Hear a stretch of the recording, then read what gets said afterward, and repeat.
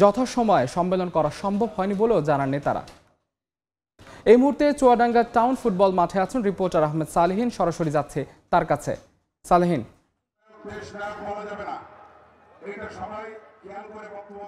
উৎসবমুখর পরিবেশে অনুষ্ঠিত হচ্ছে চুয়াডাঙ্গা জেলা বিএনপির কাউন্সিল এবং গত 14 বছর পর এই কাউন্সিল অনুষ্ঠিত হচ্ছে এই জেলায়। আপনারা জানেন যে বিগত আওয়ামী লীগ সরকার 15 বছর যখন ক্ষমতায় ছিল বাংলাদেশে, তখন তারা আসলে সারা দেশে বাংলাদেশে বিএনপিকে অন্তপক্ষে কোনো রকম কোনো কর্মসূচি পালনে নানা রকমের বাধা বিপত্তি, জেল, গ্রেফতার, মামলা দিয়ে হয়রানি করেছে, যে কারণে তারা কোনো কাউন্সিল অনুষ্ঠিত করতে পারেনি।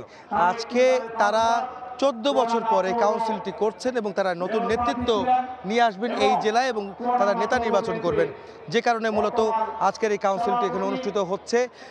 আপনারা জানেন যে বিএনপি মহাসচিব মির্জা ফখরুল আলমগীর সকালে তিনি এখানে বেলুন উড়িয়ে পতাকা উত্তোলন করে তারা এই সম্মেলন উদ্বোধন করেন এবং বিএনপির ভারপ্রাপ্ত চেয়ারম্যান তারেক রহমান এই আজকের এই সম্মেলনের প্রধান অতিথি হিসেবে যোগ দিবেন। যুক্তরাজ্য থেকে ভার্চুয়ালি তিনি যুক্ত হবেন এবং আপনারা জানেন যে আজকের এই অনুষ্ঠানের মধ্য দিয়ে জেলা বিএনপি যেমন কাউন্সিল করে নেতৃত্ব নির্বাচন করবেন, তেমনি আগামী দিনের ভবিষ্যৎ পরিকল্পনা নিয়েও কিন্তু নেতাকর্মীরা আলোচনা করছেন। তারা বলছেন যে কীভাবে তারা দেশ গঠন করবেন, কীভাবে তারা সংস্কার প্রস্তাবগুলি অন্তর্বর্তীকালীন সরকারের কাছে দিবেন এবং তারাও নির্বাচিত হলে কীভাবে সংস্কার করে দেশকে সামনে এগিয়ে নিয়ে যাবেন, সেসব বিষয়গুলো কিন্তু তারা আলোচনা করছেন এই কাউন্সিলের মাধ্যমে।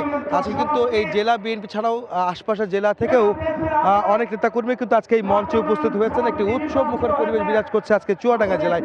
বিএনপির হাজার হাজার নেতাকর্মী এই টাউন ফুটবল মাঠে তারা জড়ো হয়েছেন। তারা সুশৃঙ্খলভাবে অবস্থান নিয়ে তারা বক্তব্য শুনছেন এবং তারা দ্বিতীয় সেশন, এটা প্রথম সেশন চলছে এবং দ্বিতীয় পর্বে তারা ভোট দিয়ে তাদের নেতা নির্বাচন করবেন। আপনারা জানেন যে ইতিমধ্যেই এখানকার যিনি আহ্বায়ক ছিলেন চুয়াডাঙ্গা জেলা বিএনপির মাহমুদ হাসান খান বাবু, তিনি ইতিমধ্যে বিনা প্রতিদ্বন্দ্বিতায় নির্বাচিত হয়েছেন।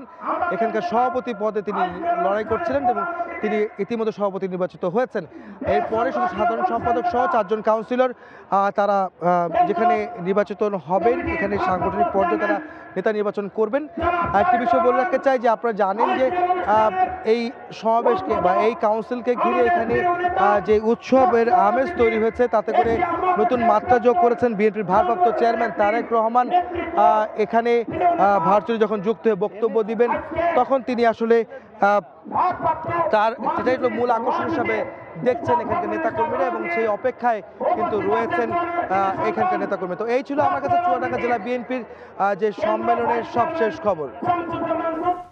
সরাসরি যুক্ত ছিলাম চুয়াডাঙ্গায়।